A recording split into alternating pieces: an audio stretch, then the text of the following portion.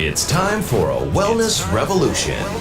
Brought to you by Hotze Health and Wellness Center. Honest discussion on maintaining health and wellness naturally to enjoy a better quality of life. He's the doctor fighting to let you keep your doctor. Now, Dr. Stephen Hotze.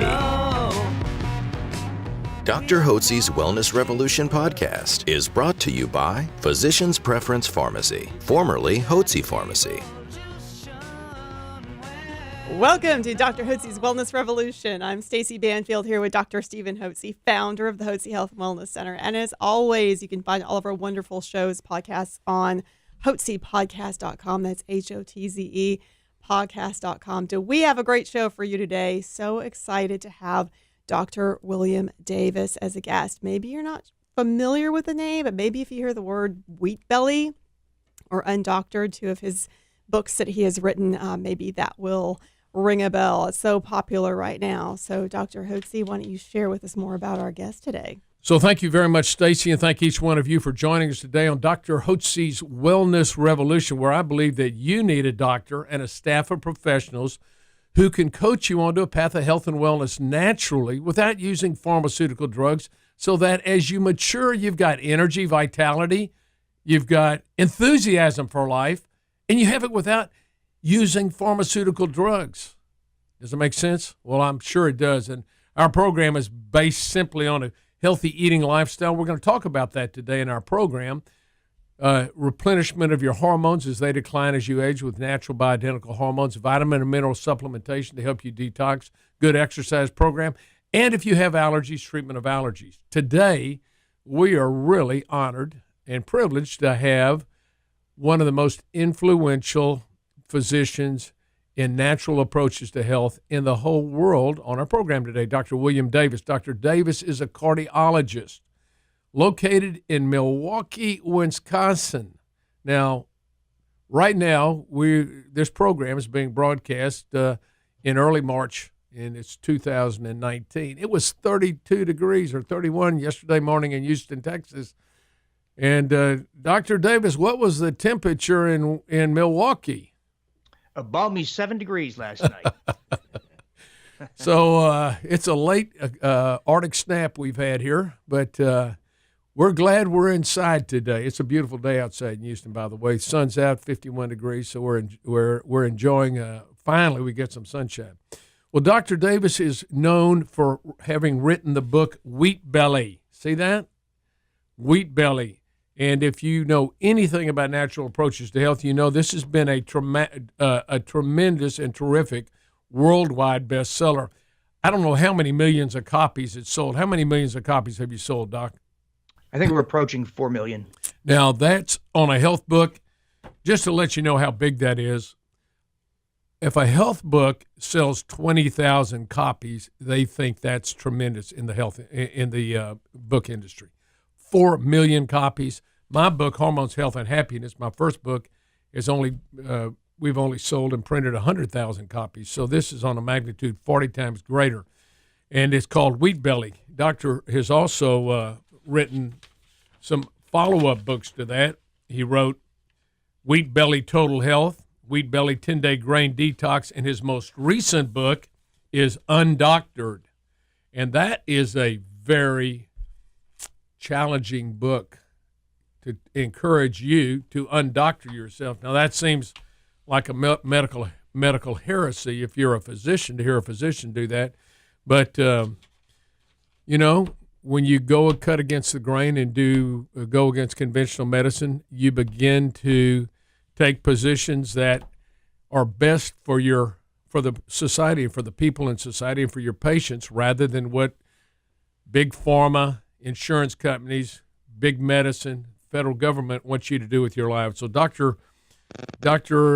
Davis is has been an invasive cardiologist. That means he do cardiac catheterizations, he do stents and angioplasty and all those things that were done in the past. But in 2004, some changes occurred in his life, and I'd like him to explain that. So Dr. Davis, explain to us how you came to the conclusion that a change in someone's eating program particularly the elimination of wheat and other grain products, could have a dramatic improvement in their health and really remove the need for a lot of invasive procedures and a lot of medications that individuals were taking from their conventional doctors. Sure. To be honest, I learned a lot of my lessons by blundering around and asking tough questions. But it started when my mom died of sudden cardiac death. So I was doing angioplasties, sometimes 6, 8, 9 a day, 10 a day. So morning till night. It was very busy. And I got a call that my mom had died of sudden cardiac death several months after her successful 2-vessel coronary angioplasty. Well, it drove home the point to me that my mom died of the disease I thought I was taking care of every day. I was in Wisconsin at the time. She lived in New Jersey where I grew up. But I got that call and realized that a lot of the things we do in conventional cardiology are useless, are silly, are not effective because they deal with the problem. It's like putting out a fire once the fire is blazing in the house rather than trying to prevent the fire. So I set about trying to figure out how do we identify people at risk for these kinds of things, heart attacks and death. Well, the only device that really does this properly, not a stress test, certainly not a heart catheterization for everyday people going to work and going to school. The only device is back then an EBT or electron beam tomography device, now replaced by CT devices. Right. And we started to scan people. And there was a scanner, I believe, in Houston at the time also, or maybe Dallas, can't remember which, back 20-some years. And we started scanning people in Milwaukee, left and right, thousands and thousands of people. Well, what you find is that heart disease, hidden heart disease, no symptoms, is everywhere. Right. And what do you do about it? Well, 20-some years ago, we put people on Lipitor and aspirin, low-fat diets, and exercise programs. If you do nothing, if you just sit back and do nothing about a heart scan score of, let's say, 500, normal is 0, as you know, the score increases 25% per year. It's horrifying how rapidly the atherosclerotic plaque grows.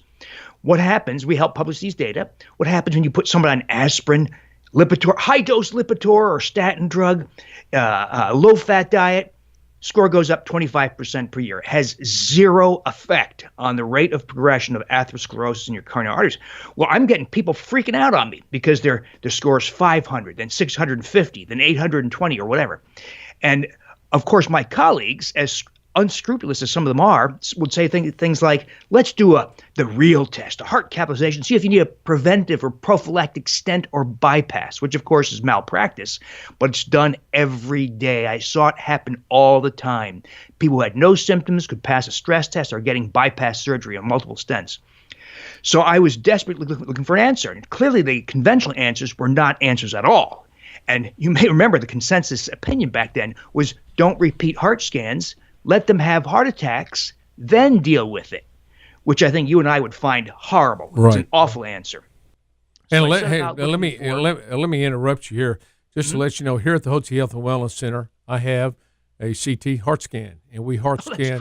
We heart scan every one of our men above 40 years of age and women above 50 years of age, and if they're close to 50, and we make sure we get a calcium score on every one of them. And I totally agree with you. There's no other way to know if, they can do a stress EKG, they can do an echocardiogram, all these things. They go to the cardiologist, say, everything's fine. And then they drop dead of a heart attack because nobody did a CT scan and found out that they had atherosclerosis, which is hardening of the arteries caused by the calcification, which is an indication that you've got inflammation, which is an indication you've got coronary artery disease. Anyway, that's just to interrupt you on that. Well, what do you do to stop these scores? Back then, of course, nobody knew. No expert knew. So I kind of figured it out on my own. So I started doing lipoprotein testing, the real testing for deciphering heart disease sources of risk. And you find that it's not high cholesterol. It's not high LDL cholesterol. That's a big pharma fiction.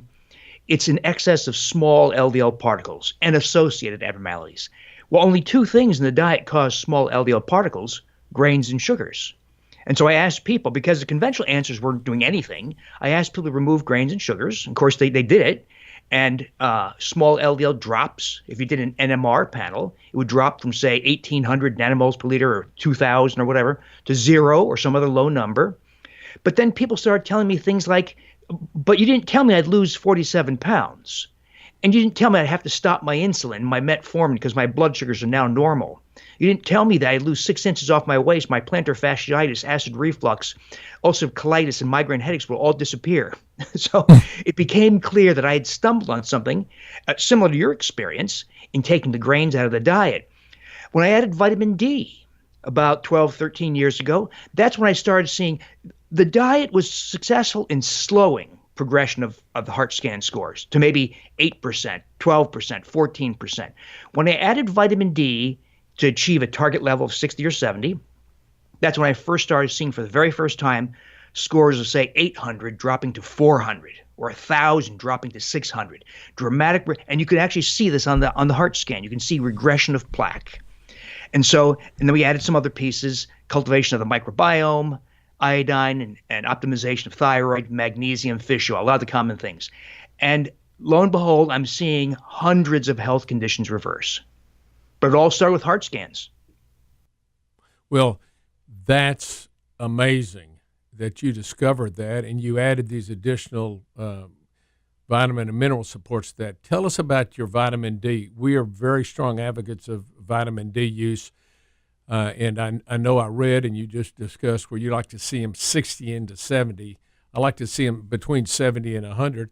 I personally take, it may sound crazy, I take 25 to 30,000 milligram international units a day, and mine stays about 90 to 100. That's how much I have to take. And obviously, some people can take much less and have higher levels than that. But we find routinely we have to, and we use D3, and we have to use 5 to 10,000 international units a day to get them into a level we feel like is beneficial, which is a level around 70. Is that what you find? That's been my experience also. Of course, you're in a warmer state, so the need for D is slightly less than here. You can be quite deficient, as you know, in Texas, Florida, and Hawaii. Because we work indoors, we wear clothes, we lose the capacity to activate vitamin D in the skin after age 40.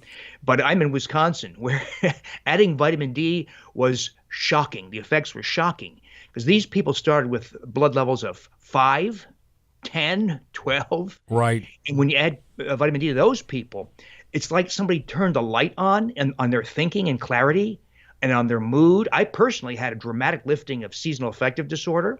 When it used to get dark here and cold, it would be very depressing. I'd have to drink a pot of coffee just to get going in the morning. With vitamin D, within a couple of days, it was like somebody flipped a switch and it all went away. And then we started seeing all these metabolic and disease improvements, like the reversal of heart scan scores, and of course, reversal of osteoporosis, and all kinds of metabolic improvements like rise in HDLs, drop in triglycerides, drop in insulin resistance, drop in blood sugars, drop in blood pressure.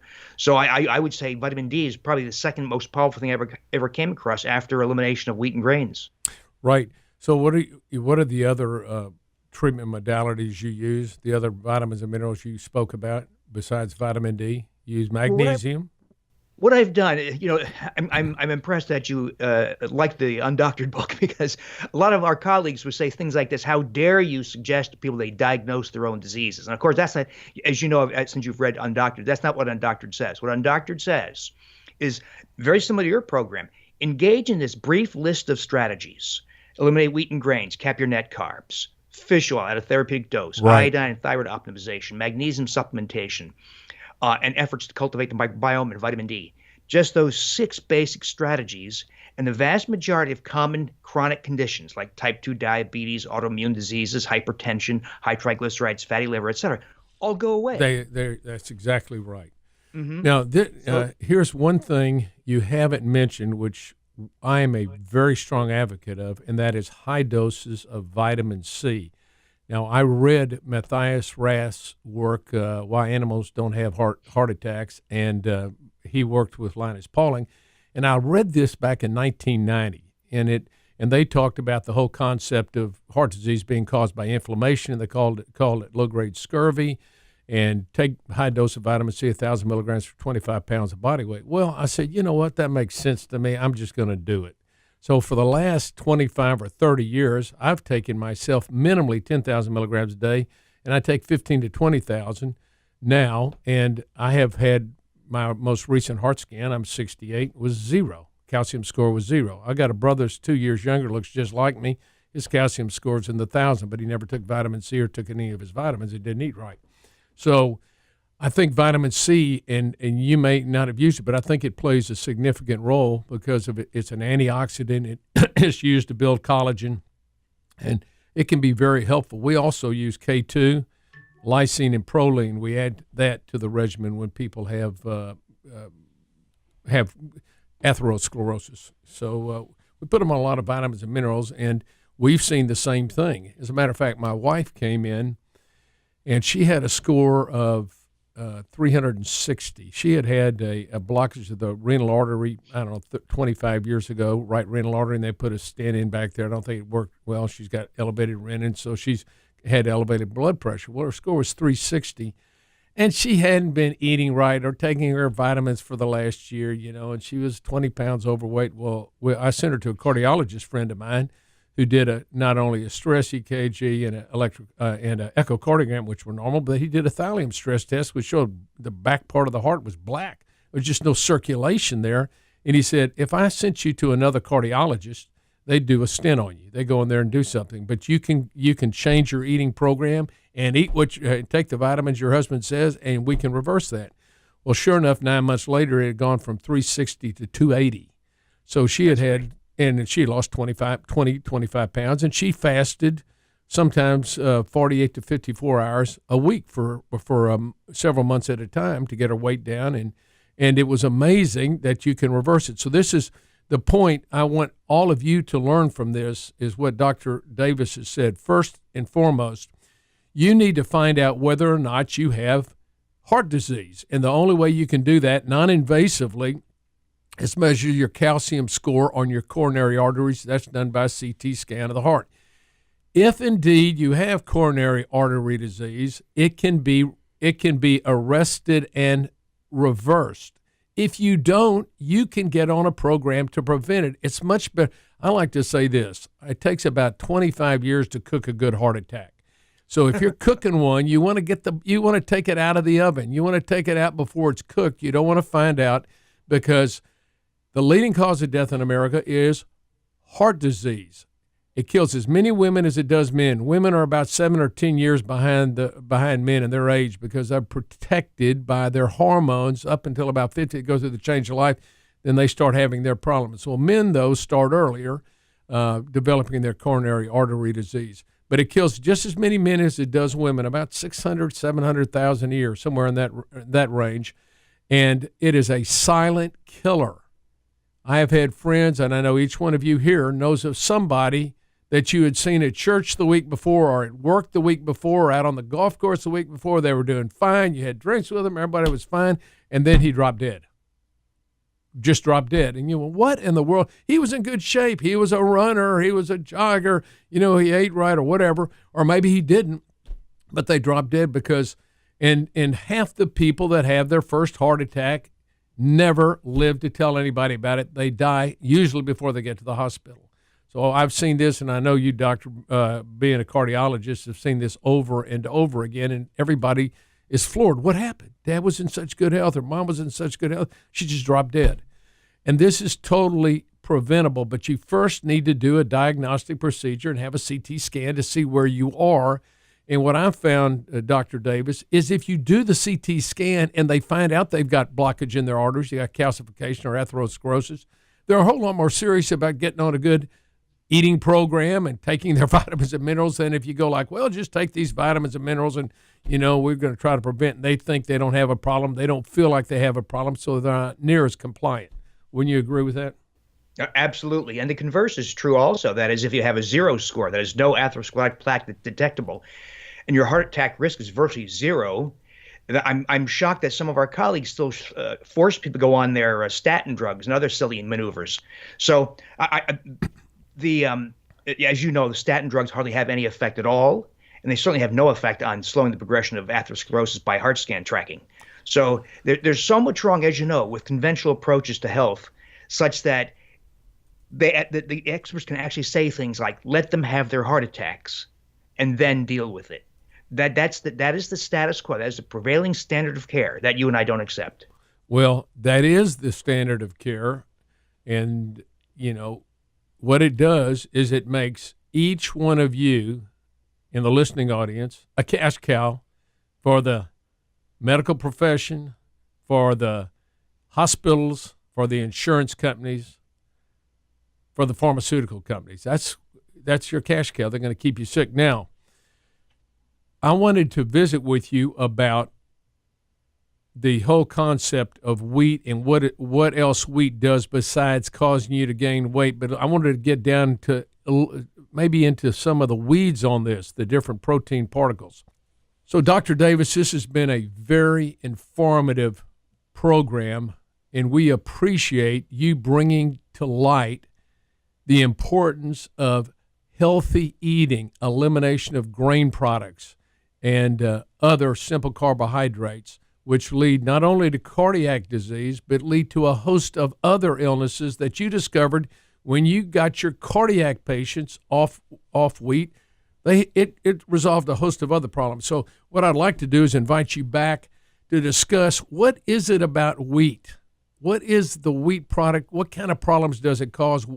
And I think that I've read your books, and that's going to be a very interesting program. So I want to thank you for being here with us today, and I look forward to our next program.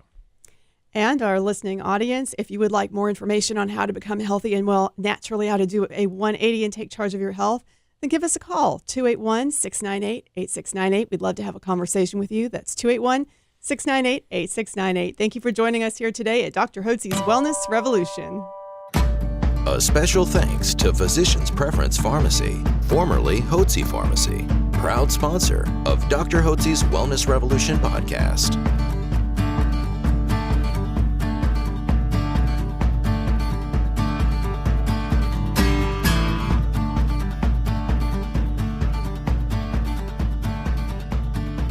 Information provided on this radio program is neither intended nor implied to be a substitute for professional medical advice and is not intended to replace the services of a physician, nor does it constitute a doctor-patient relationship. You should not use information from this radio program to diagnose or treat a health problem or disease without consulting with a qualified healthcare provider. If you have or suspect you have an urgent medical problem, promptly contact a professional healthcare provider or call 911. Dr. Hotze's Wellness Revolution radio program advises you to always seek the advice of a physician or other qualified health provider prior to starting any new treatment or with any questions you may have regarding a medical condition. Any application of the recommendations from this radio program is at the listener's discretion.